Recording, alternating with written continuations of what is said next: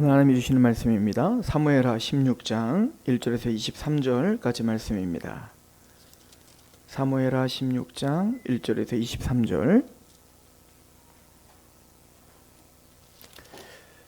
제가 봉독하도록 하겠습니다. 사무엘하 16장 1절에서 23절.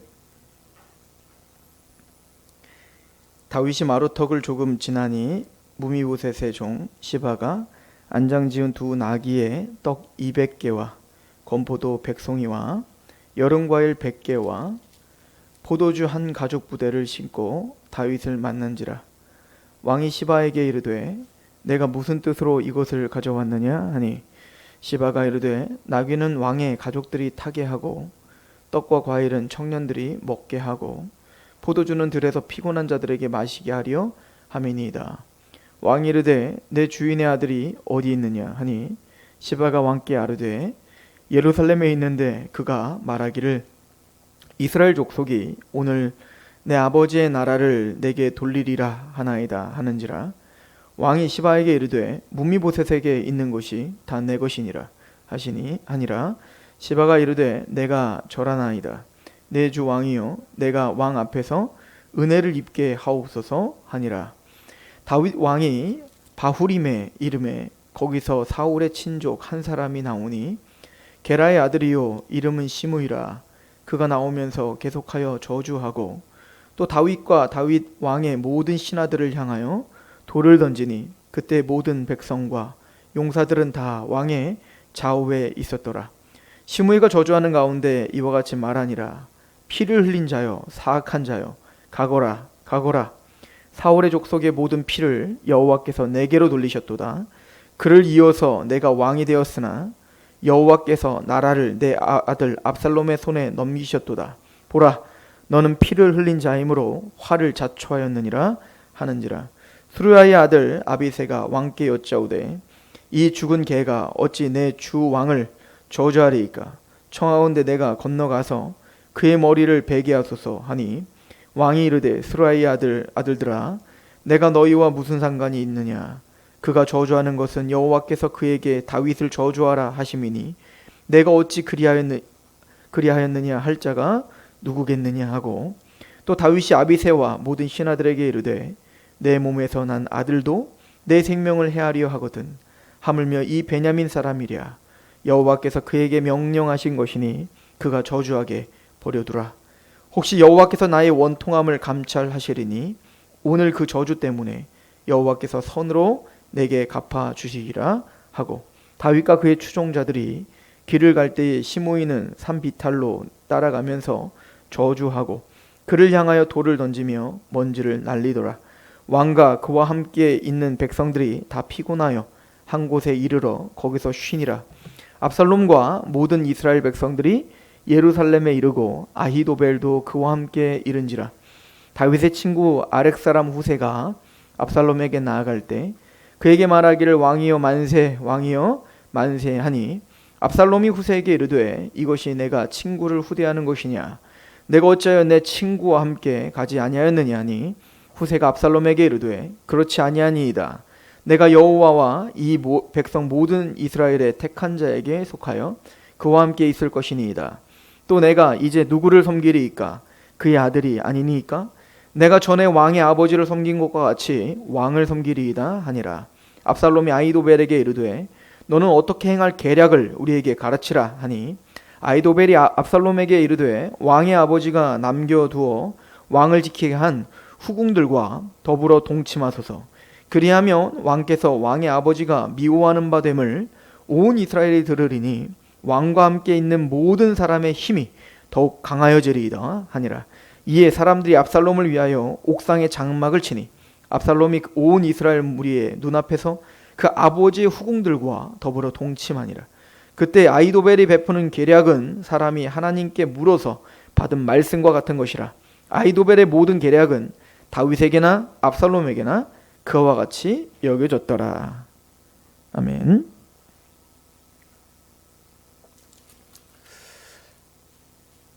압살롬이 반란을 일으켰습니다. 그 압살롬의 체계적인 계략이 정확하게 먹혀 들어간 것 같습니다. 압살롬은 대단히 아름다운 외모를 갖고 있었고요. 왕자였고 또 굉장히 총명했습니다. 그런 또 압살롬이 이제 재판석에 앉아서 재판을 받으러 오는 백성들에게 왕은 너를 위한 변호인을 주지 않았다. 너를 위한 재판장을 주지 않았다. 내가 너의 편이 되어줄게 라고 하며 그들의 손을 잡아주고 또 그들에게 친근감을 표현하여 압살롬은 모든 백성들의 마음을 다 뺏어갔죠. 그리고 드디어 이제 좀 됐다 싶어서 압살롬은 일부러 다윗에게 헤브론으로 가게 해달라라고 이야기를 합니다. 내가 하나님께 다시 아버지께로 돌아오면, 예루살렘으로 돌아와서 아버지와 화해를 하게 하면 내가 하나님께 제사를 헤브론에서 드리겠습니다 라고 약속을 했다, 서원을 했습니다 라고 사실은 거짓말을 하고, 다윗은 그래서 이 압살롬을 헤브론에 보내주게 되었었죠. 왜 압살롬이 헤브론으로 갔었다고요? 헤브론은 이스라엘의 전체 왕으로서 예루살렘에서 이 다윗이 등극하기 전에 헤브론에서 유다의 왕으로 먼저 등극을 했었잖아요. 유다 지파의 왕으로서 말이에요. 근데 사실은 그 헤브론 사람들이 보기에는 이 다윗은 배신자와 같은 거예요. 왜냐면은 자신들의 손으로 왕으로 세워놨더니만 나중에 전 이스라엘 12지파의 왕이 된 다음에 당연히 헤브론을 수도로 만들어야 되는데 그 수도가 아니라 예루살렘을 여부수를 쳐부시고 그 예루살렘을 수도로 만드는 걸 보면서 이 헤브론 사람들은 약간 서운하고 다윗에 대한 어떤 반감이 있었을 거라고요. 그러니까 그것을 이용하여서 압살롬이 헤브론에 가서 왕으로 등극을 하게 되는 겁니다. 그러니까 아마 뭐 성경에는 누락이 됐겠지만 헤브론 사람들에게 그렇게 너희들의 영광을 내가 찾아줄게, 여기를 왕의 도성으로 만들어줄게, 뭐 이렇게 했겠죠. 어쨌든 그게 절묘하게 잘 맞아 들어가서, 게다가 이 판세가 뒤집힌 사건은 다윗의 책사, 다윗의 모사였던 아히도벨이 압살롬에게 넘어가는 상황, 그 사건이 있었습니다. 그것이 사실은 이스라엘의 어떤 그 판도가 압살롬에게 확 넘어간 아주 중요한 사건이 되는 거예요. 우리 그 15장을 한번 보시죠.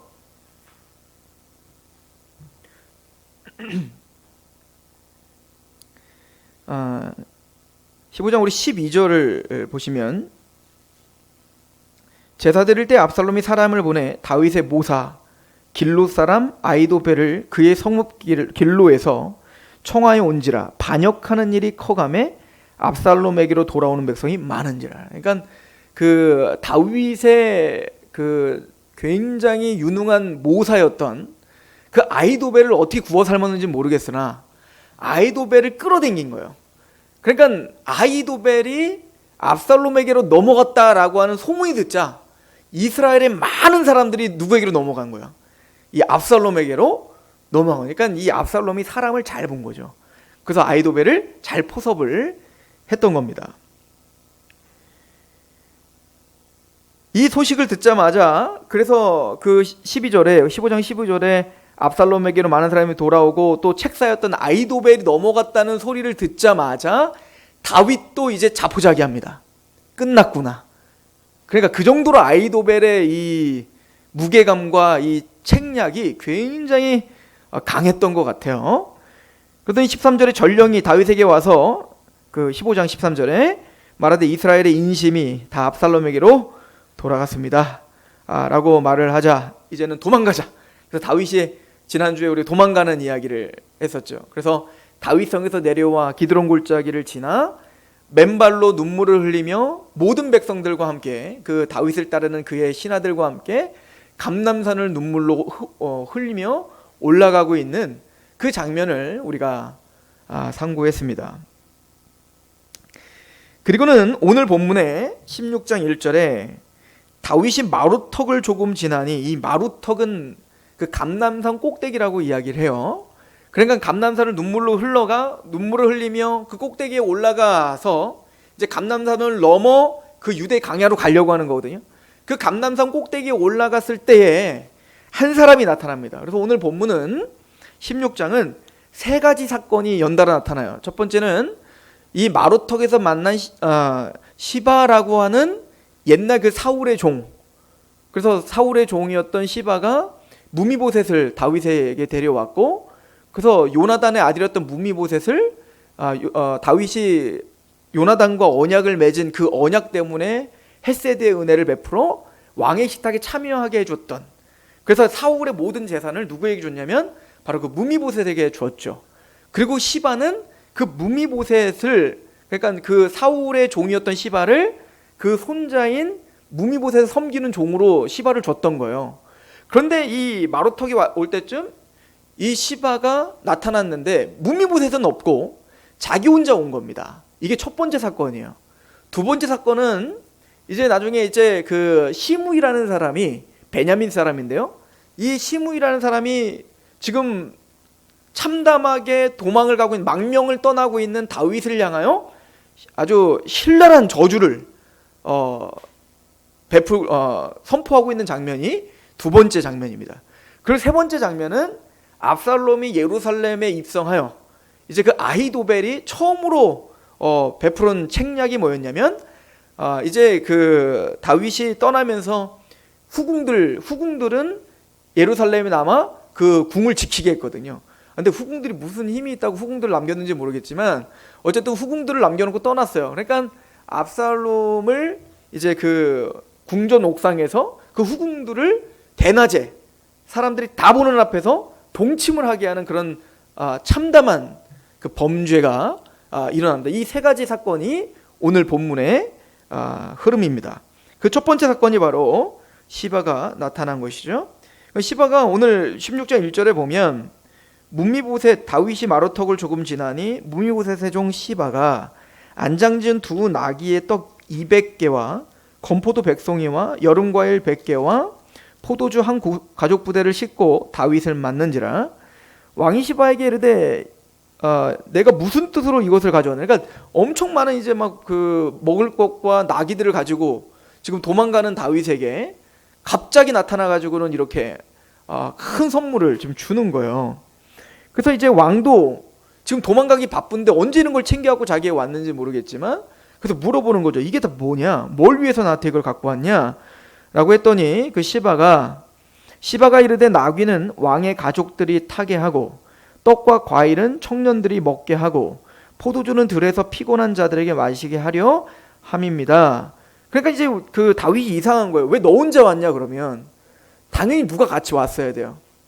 무미보셋이 왔어야죠. 왜냐면 무미보셋은 압살롬이 예루살렘을 장악했다, 그리고 다윗이 쫓겨났다, 지금 도망간다라고 할 땐 무미보셋은 누구에게 은혜를 입은 자입니까? 다윗에게 은혜를 입은 자잖아요. 그러니까 당연히 무미보셋은 목숨을 걸고라도 누구를 쫓아와야 되는 거예요. 다윗을 쫓아왔어야 되는 거예요. 그 큰 은혜를 받았으니까. 근데 무미보셋에 보이지 않고 또 근데 그 시바 혼자만 엄청난 양의 그런 물건들을 가지고 자기에게 오니까 도대체 너의 주인인 무미보셋은 어딨냐라고 이제 물어보는 거죠. 그랬더니 이제 이 시바가 다윗에게 이렇게 고합니다. 3절 왕이 이르되 내 주인이 아들이 어디 있느냐, 내 주인의 아들, 그러니까 사울의 아들, 그러니까 그 무미보셋 어디 있냐 하니 시바가 왕께 아뢰되 예루살렘에 있는데 그가 말하기를 이스라엘 족속이 오늘 내 아버지의 나라를 내게 돌리리라 하나이다 하는지라. 그러니까 지금 압살롬이 반역을 저지른 이 혼란한 틈을 타서 이스라엘 백성들의 옛 왕국인 사울 왕국을 다시 재건할 것이고, 그래서 요나단의 아들, 자신 왕족인 패망한 왕족인 나를 다시 왕으로 세울 것이다 라고 시바에게 얘기를 했다는 거예요. 그러니까 다른 말로 쉽게 얘기해서 반란을 지금 꾸미고 있다. 지금 다윗은 그렇게 처참하게 비참하게 지금 망명을 떠나고 있는데, 눈물을 흘며 망명을 떠나고 있는데, 그 다윗에게 은혜를 받은 그 무미보셋은 이 혼란한 틈을 타 자신의 왕국을 세우려고 지금 꾀하고 있습니다 라고 다윗에게 고했던 거죠. 이게 사실일까요? 거짓말일까요? 거짓말입니다. 19장 가봅시다. 사무엘하 19장. 나중에 이제 다윗이 다 평정을 하고 압살롬이 죽고 다시 다윗이 예루살렘으로 입성할 때, 그때 다윗을 제일 먼저 맞아들인 사람이 누구냐면 바로 무미보셋입니다. 우리 19장을 보시면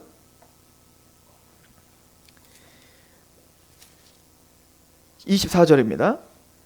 사울의 손자 무미보셋이 내려와 왕을 맞으니 그는 왕이 떠난 날부터 평안히 돌아오는 날까지 그의 발을 맵시내지 아니하며 그의 수염을 깎지 아니하며 옷을 빨지 아니하였더라 라고 말하죠. 그러니까 이건 속일 수가 없는 거죠.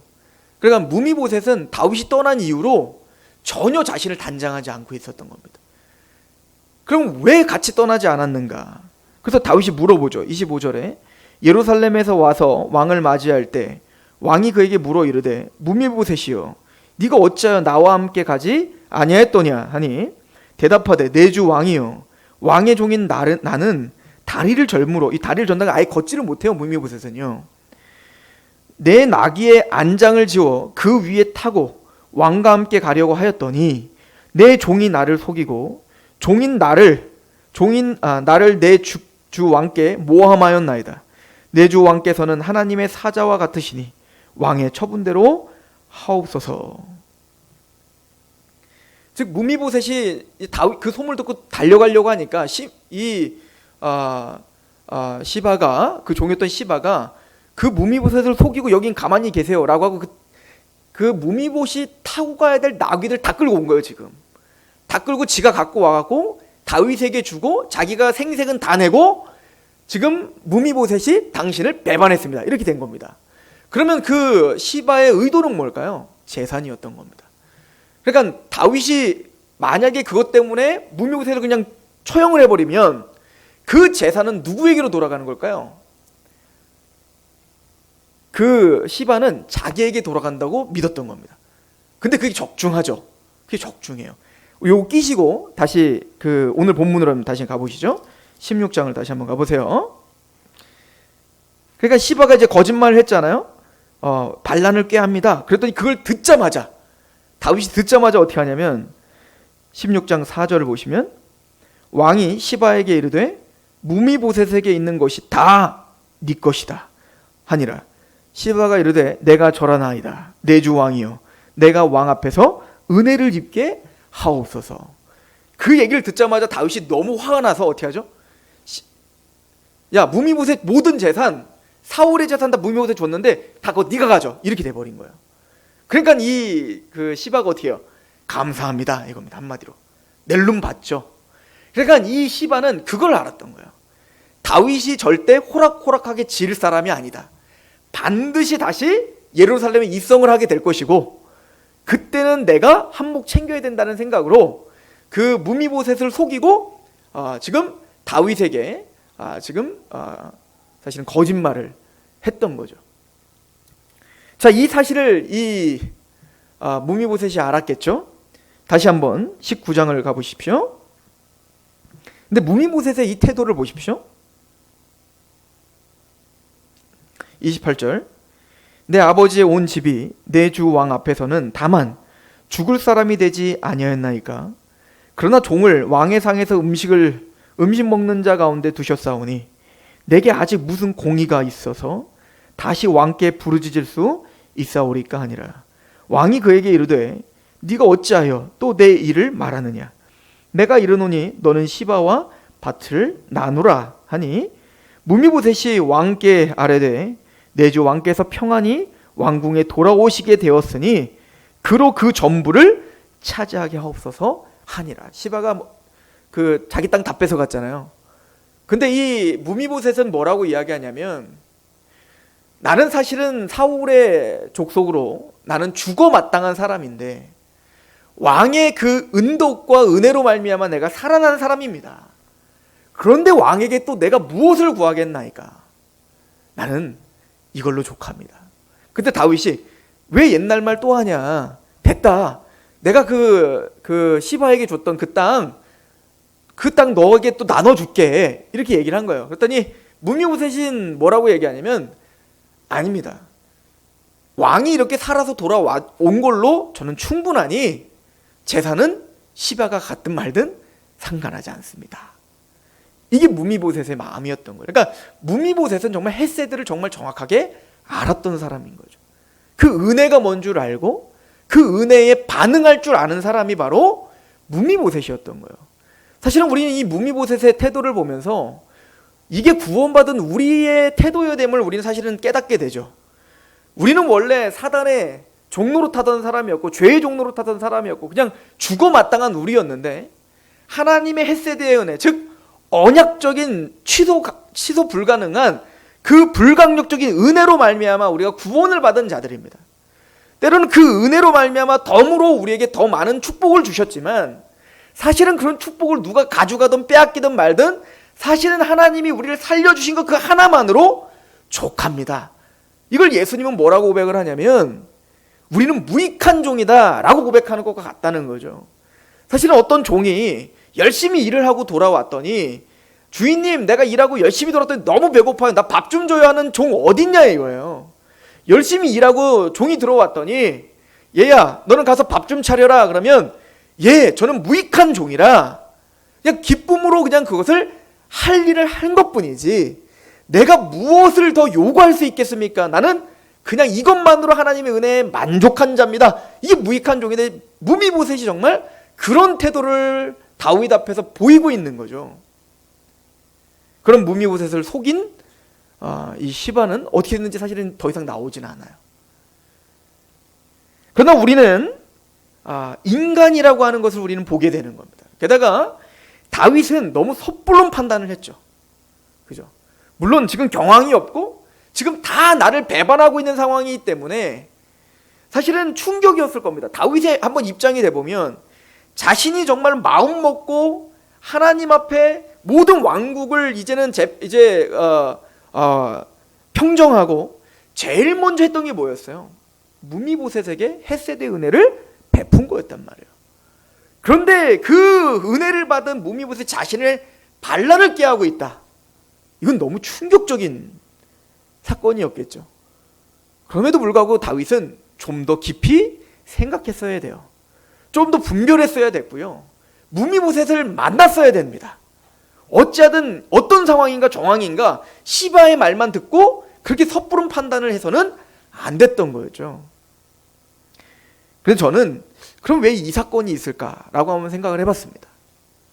어쨌든 다윗은 속았겠지만 그 감람산을 눈물을 흘리며 올라가고 그 꼭대기에 올라갔을 때 시바의 그 이야기를 듣자마자 무엇이 생각났을까요? 분노하면서 또 어떤 생각이 들었을까요?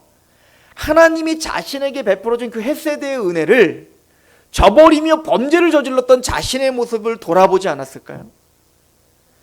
사실은 속았지만 잘못 판단했지만 어쨌든 헤세드의 은혜를 자신이 베풀었던 은혜를 베풀었던 무미보셋이 자신을 배반하고 떠났다는 것으로 모든 재산을 몰수하여 시바에게 주면서 또 나중에 무미보셋이 배반하지 않았다는 걸 보면서 자신을 보면서 자신이 얼마나 분별력이 없고 또 자신이 얼마나 약한 자인지를 알았을까요? 그리고는 하나님 앞에 자신이 어떤 존재인지를 알았을까요?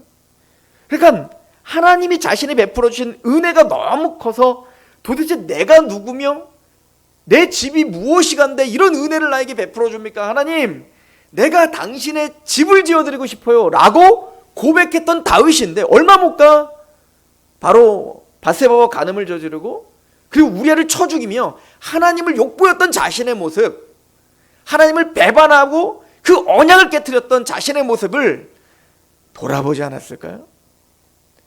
하나님은 감람산 그 꼭대기에서 다윗의 하나님 앞에 은혜로 갚지 않았던 자신의 모습을 돌아보는 기회를 갖게 하셨을 겁니다. 그리고 두 번째 사건이 바로 시므이가 저주하는 건데요. 근데 이 시므이가 저주하는 장소가 너무나 중요합니다. 5절에 보면 16장 5절에 보면 다윗 왕이 바후림에 이르러라고 합니다.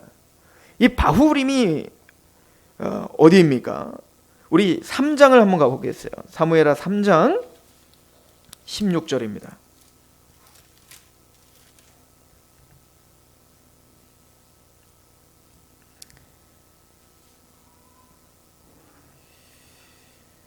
어, 13절부터 보면 다윗이 이르되 좋다 내가 너와 언약을 맺거니와 내가 내게 한 가지 일을 요구하니 나를 보러 올 때 우선 사울의 딸 미갈을 데리고 오라. 그리하지 아니하면 내 얼굴을 보지 못하리라 하고 다윗이 사울의 아들 이스보셋에게 전령을 보내 이르되 내가 내쳐 미갈을 내게로 돌리라. 그는 내가 전에 블레셋 사람의 포피 100개로 나와 정혼한 자니라 하니 이스보셋이 사람을 보내 그의 남편 라이스의 아들 발디엘에게서 그를 빼앗아 오매 그의 남편이 그와 함께 오되 울며 바후림까지 따라왔더니 아브넬이 그에게 돌아가라 하매 돌아가니라.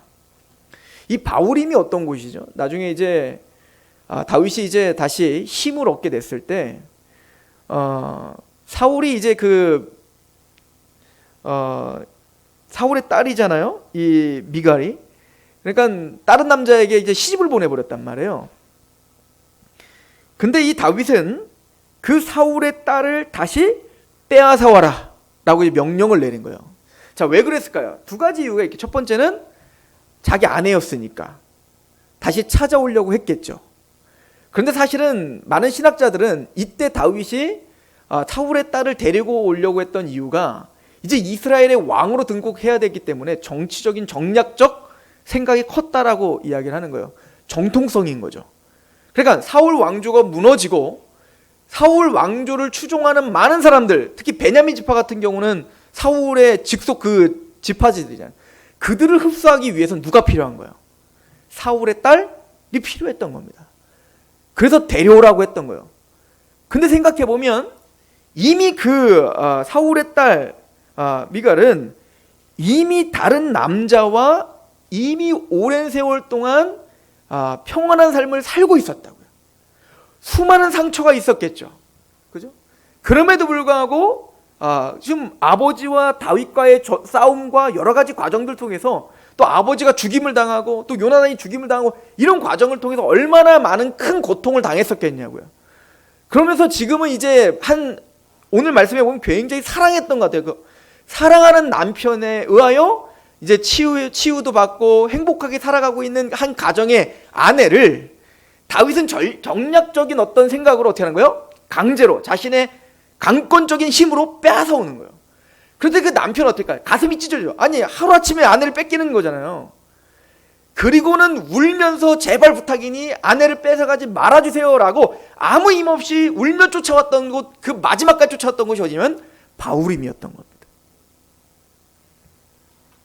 그리고 그 바후림에서 시므이가 다윗을 저주할 때 1차적으로 바후림에 왔을 때 다윗은 뭐가 생각이 났을까요? 그때 그 남자의 아내를 빼앗긴 그 남자의 그 울부짖음이 생각나지 않았겠어요? 타인의 아픔을 무시하고 자신의 정략과 자신의 어떤 기쁨과 자신의 무엇을 위해서 타인의 아픔은 전혀 상관없이 남의 것을 빼앗았던 자신의 모습을 돌아보게 하시는 것입니다. 이때 시므이는 베냐민 지파입니다. 그러다 보니까 당연히 사울 왕국에 대한 어떤 그 충성심이 있었던 사람이었겠죠. 이 시므이는 이렇게 다윗을 비난합니다. 사무엘하 16장 5절부터 보십시다. 다윗 왕이 바후림에 이름에 거기서 사울의 친족 한 사람이 나오니 게라의 아들이요 이름은 시므이라.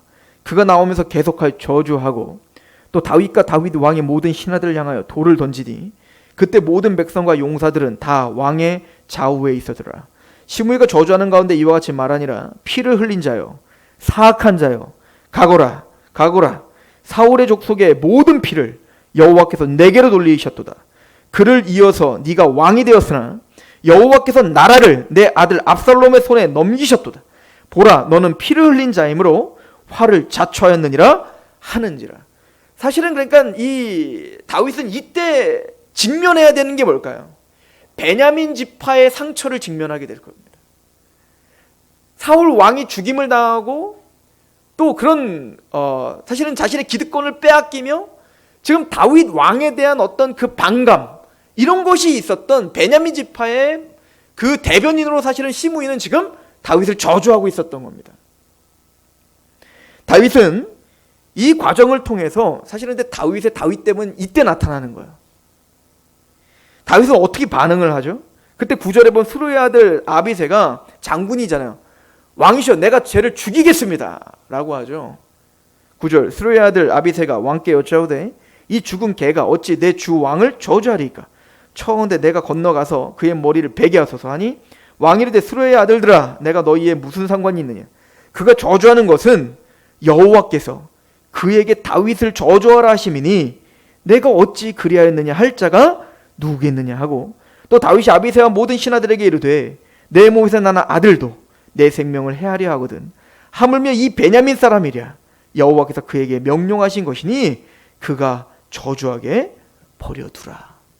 다윗은 그냥 받아들입니다. 죽일 수도 있죠. 한나라에 아직은 왕입니다. 게다가 지금 양 사이드에는 지금 다윗의 용사들이 지금 진을 치고 있습니다. 명령만 내리면 시므이 정도는 그냥 진멸할 수 있고요. 아니 베냐민 지파 정도는 그냥 진멸하고 지나갈 수도 있어요. 그러나 다윗은 하나님 앞에 겸허히 그 사건을 받아들입니다. 이게 다윗의 다윗됨이에요. 우리는 어떤 고난이 오고 환난이 오고 하나님이 우리의 아픈 치부를 드러내실 때 우리는 사실은 핑계대기 바쁜 사람일 수도 있습니다. 그거는 그럴 수밖에 없는 상황이었다고. 그거는 모두가 나의 상황이었으면 다 그렇게 행할 수밖에 없었을 거라고 말입니다. 그러나 다윗은 거기에서 하나님 앞에 아무런 핑계를 대지 않습니다. 또 자신의 어떤 죄를 다른 사람들에게 돌리지 않습니다.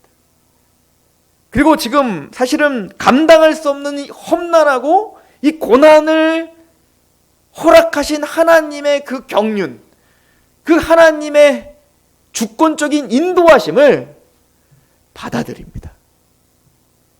사실은 이게 신앙의 정수인 거예요. 신앙이란 다윗이 승승장구할 때만 하나님의 주권을 인정하는 게 아니라 도대체 내가 누구며 우리의 집이 누구기에 이런 은혜를 주십니까? 라고 할 때만 하나님을 인정하는 게 아니라 눈물을 흘며 맨발로 모든 권세와 재물과 이게 다 뺏겨 감람산을 눈물을 흘리며 올라가는 그 순간, 또 많은 사람들이 자신을 저주하며 돌을 던지고 있는 그 순간에도 하나님의 뜻임을 인정하고 자신을 돌아볼 수 있었던 게 바로 다윗이었던 거죠. 세 번째 사건은 드디어 압살롬이 예루살렘에 입성을 하고 반란에 성공한 압살롬이 이제는 아히도벨에게 계략을 꾸미라 라고 이야기합니다. 물론 이제 나중에 보면 후세라고 하는 다윗의 그 친구도 같이 있죠. 근데 이제 그 후세는 우리가 지난주에 잠깐 상고해 봤는데 다윗의 명을 받고 지금 첩자로 거기 들어가 있는 거예요. 후위를 도모하기 위해서. 그러면 아히도벨이 제일 먼저 계략을 세운 게 뭐였다고요? 바로 다윗의 후궁들을 왕궁의 옥상에 끌고 가서 백주 대낮에, 제가 지난주에 설명했지만 다윗 성이 그렇게 크지 않았습니다. 그러니까 예루살렘 성이 그냥 굉장히 작았어요. 진짜로 작았어요. 고대 예루살렘 성은. 그리고 그 다윗 성은 굉장히 높은 곳에 위치해 있기 때문에 그 성에서 보면 다 내려다볼 수 있을 뿐만 아니라 그 옥상은 모든 이스라엘, 그 예루살렘 전체가 다 볼 수 있는 곳이 바로 그 다윗 왕궁의 옥상이었던 거예요. 그런데 그곳에서 뭐 한다고요? 장막을 쳐놓고 그 다윗의 후궁, 그러니까 어떻게 보면 여왕들이잖아요. 그러니까 다윗의 아내들이잖아요. 그 아내들을, 게다가 엄밀히 말하면 압살롬의 어머니들이란 말이에요. 그런데 그들을 어떻게 하는 거예요? 동침을 한 겁니다. 고대에는 사실은 이제 그 한 나라가 한 왕조를 부셔버리고 갔을 때 그 전 왕의 아내들을 취하여 동침하는 것으로 그 왕권을 이제 완전히 장악했다라고 하는 것을 선포하는 일에 사용했다고 해요. 그러니까 이 아히도벨은 이제는 압살롬이 그 다윗의 후궁들을 동침함으로 말미암아 이제 완전히 다윗과 압살롬은 그래도 아들인데 그래도 이게 그렇게까지 하겠어? 라고 하는 생각들을 완전히 끊어버리고 이제는 압살롬이 완전히 다윗을 장악했고 다윗은 잡히면 죽겠구나 라고 하는 그 메시지를 던지는 거예요. 그래서 이걸 통해서 뭐요? 이스라엘의 모든 백성들을 압살롬의 왕권의 강화를 위해서 지금 그렇게 계략을 세운 거죠. 근데 여기서 의미심장하게 뭐라고 이야기? 이 처참하고 말도 안 되는 이 범죄를 성경은 이렇게 기록하고 있습니다. 22절, 16장 22절. 이에 사람들이 압살롬을 위하여 옥상에 장막을 치니 압살롬이 온 이스라엘 무리의 눈앞에서 그 아버지의 후궁들과 더불어 동침하니라. 그때 아히도벨이 베푸는 계략은 사람이 하나님께 물어서 받은 말씀과 같은 것이라.